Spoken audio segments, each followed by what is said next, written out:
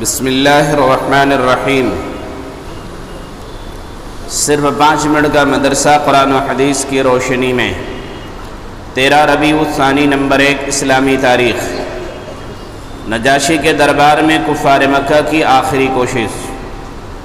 جب کفار مکہ بادشاہ نجاشی کے دربار سے اپنی کوشش میں ناکام ہو کر نکلے تو عمر بن عاص رضی اللہ عنہ نے، اس وقت مسلمان نہیں تھے، انہوں نے کہا کہ میں کل بادشاہ کے سامنے ایسی بات کہوں گا جس کی وجہ سے وہ ان مسلمانوں کو بالکل ختم کر ڈالے گا۔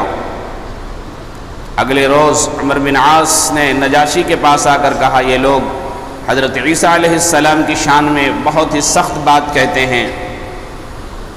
نجاشی بادشاہ عیسائی تھا، اس نے صحابہ کو بلوایا اور پوچھا، تم لوگ حضرت عیسیٰ علیہ السلام کے بارے میں کیا کہتے ہو؟ تو حضرت جعفر رضی اللہ عنہ نے فرمایا، ہم وہی کہتے ہیں جو ہمارے نبی صلی اللہ علیہ وسلم نے فرمایا ہے کہ حضرت عیسیٰ علیہ السلام اللہ کے بندے اور اس کے رسول تھے اور خدا کی خاص روح اور خاص کلمہ تھے۔ نجاشی نے زمین سے ایک تنکا اٹھا کر کہا، خدا کی قسم، مسلمانوں نے جو کہا ہے حضرت عیسیٰ علیہ السلام اس سے ایک تنکے کی مقدار بھی زیادہ نہیں تھے۔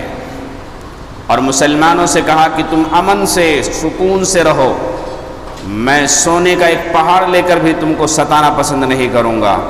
اور کفار قریش کے تمام ہدیے اور تحفے واپس کر دینے کا حکم دیا اور کہا کہ خدا نے مجھے رشوت کے بغیر حکومت و سلطنت عطا فرمائی ہے، لہذا میں تم سے رشوت لے کر ان لوگوں کو ہرگز سپرد نہیں کروں گا۔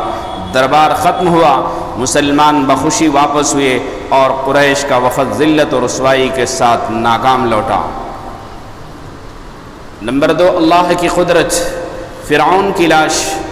قرآن کے بیان کے مطابق خدائی کا دعویٰ کرنے والے فرعون کی نافرمانی جب حد سے بڑھ گئی تو اللہ تعالیٰ نے سمندر میں ڈوبا کر ہلاک کر دیا اور ساتھ ہی اعلان کر دیا کہ اس کی لاش کو آنے والے لوگوں کے لیے عبرت بناؤں گا، فَالْيَوْمَ نُنَجِّيكَ بِبَدَنِكَ۔ چنانچہ محققین کی رائے کے مطابق فرعون کی لاش 1881 عیسوی میں سمندر سے ملی، جو تقریباً 3116 سال کے بعد سمندر سے نکالی گئی، اور اتنی لمبی مدت گزرنے کے بعد بھی لاش گلی سڑی نہیں۔ آج بھی وہ لاش مصر کے میوزیم میں موجود ہے۔ آخر وہ کون سی ذات ہے جس نے سمندر میں بھی اس کی لاش کو محفوظ رکھا؟ یقیناً اللہ کی ذات بڑی قدرت والی ہے۔ نمبر 3، فرض کے بارے میں پھل آنے سے پہلے ان کو بیچنا۔ رسول اللہ صلی اللہ علیہ وسلم نے پھلوں کو ان میں پختگی آنے سے پہلے بیچنے سے منع فرمایا ہے۔ آپ صلی اللہ علیہ وسلم نے بیچنے والے کو بھی منع فرمایا اور خریدنے والے کو بھی۔ جو چیز بیچی جائے اس کا موجود ہونا ضروری ہے، اگر وہ چیز موجود نہیں ہے تو اس کا بیچنا اور خریدنا درست نہیں ہے۔ سنت کے بارے میں نمبر 4، متعلقین کی خبرگیری کرنا۔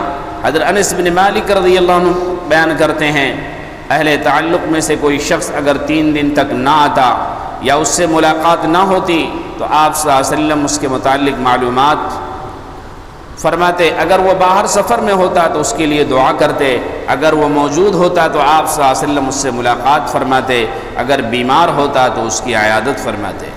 نمبر 5، اہم عمل کی فضیلت، اپنے گھر والوں کو کھانا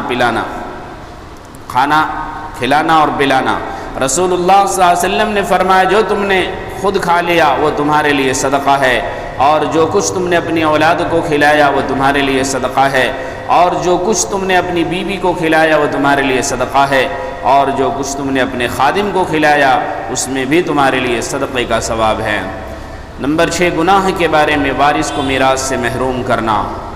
رسول اللہ صلی اللہ علیہ وسلم نے فرمایا، جو شخص اپنے وارث کو میراث دینے سے بھاگے گا اور اسے میراث سے محروم کر دے گا تو اللہ تعالیٰ قیامت کے دن جنت سے اس کی میراث ختم کر دے گا۔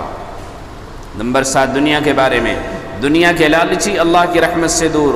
رسول اللہ صلی اللہ علیہ وسلم نے فرمایا، قیامت قریب آ چکی ہے اور لوگ دنیا کے حرص و لالچ اور اللہ کی رحمت سے دوری میں بڑھتے ہی جا رہے ہیں۔ قیامت کے قریب آنے کی وجہ سے لوگوں کو نیکی کمانے کی زیادہ سے زیادہ فکر کرنی چاہیے، لیکن ایسا کرنے کے بجائے وہ دنیا کے لالچ میں پڑ کر اللہ کی رحمت سے دور ہوتے جا رہے ہیں۔ نمبر 8، آخرت کے بارے میں قیامت سے ہر ایک ڈرتا ہے۔ رسول اللہ صلی اللہ علیہ وسلم نے فرمایا، کوئی مقرب فرشتہ، کوئی آسمان، کوئی زمین، کوئی ہوا، کوئی پہاڑ، کوئی سمندر ایسا نہیں جو جمعہ کے دن سے نہ ڈرتا ہو، اس لیے کہ جمعہ کے دن ہی قیامت قائم ہوگی۔ طب نبوی سے علاج نمبر 9، ورم یعنی سوجن کا علاج۔ حضرت اسماء رضی اللہ عنہ کے چہرے اور سر میں ورم ہو گیا تو انہوں نے حضرت عائشہ رضی اللہ عنہ کے ذریعے آپ صلی اللہ علیہ وسلم کو اس کی خبر دی۔ چنانچہ حضور اقدس صلی اللہ علیہ وسلم ان کے ہاں تشریف لے گئے اور ورم کی جگہ پر کپڑے کے اوپر سے ہاتھ رکھ کر 3 مرتبہ دعا فرمائی، اللہم اذہب عنہا سوءہ وفحشہ بدعوت نبی الطیب المبارک المکین عندک بسم اللہ۔ پھر فرمائے یہ کہہ لیا کرو۔ چنانچہ انہوں نے 3 دن تک یہی عمل کیا تو ان کا ورم یعنی سوجن جاتا رہا۔ نمبر 10، قرآن کی نصیحت۔ قرآن میں اللہ تعالیٰ فرماتا ہے، اور تم صبح و شام اپنے رب کو اپنے دل میں گڑ گڑا کر ڈرتے ہوئے اور درمیانی آواز کے ساتھ یاد کیا کرو، اور ان لوگوں میں نہ ہو جانا جو غفلت میں پڑے ہوئے زندگی گزار رہے ہیں۔ اللہ تعالیٰ ہم تمام کو عمل کی توفیق عطا فرمائے۔ سبحان اللہ۔